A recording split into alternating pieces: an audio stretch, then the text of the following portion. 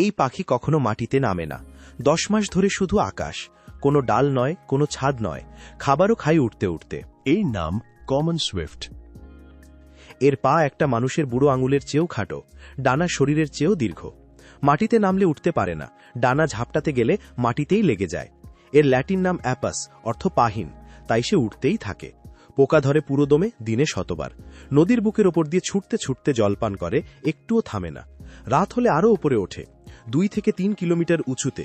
উড়তে উড়তেই ঘুমায়, মাথার অর্ধেক ঘুমিয়ে যায়, বাকি অর্ধেক পাখা চালায়। এক চোখ বন্ধ, অন্য চোখ খোলা। ঘন্টায় 60 কিলোমিটারে ঘুমাতে পারে, কিন্তু হাঁটতে পারে না। বাসা ছেড়ে প্রথম উড়াল দেওয়ার পর একটা তরুণ সুইফট আর কিছু স্পর্শ করে না, টানা 2 থেকে 3 বছর, শুধু বাতাস। এই মুহূর্তে আফ্রিকার আকাশে কোথাও একটা সুইফট উড়ছে, মাসের পর মাস। ওজন 1 মুঠো পয়সার চেয়েও হালকা। আমরা আকাশ জয় করতে বিমান বানিয়েছি। এই পাখি জন্মেছেই আকাশে এবং এখনো মাটিতে ফেরেনি।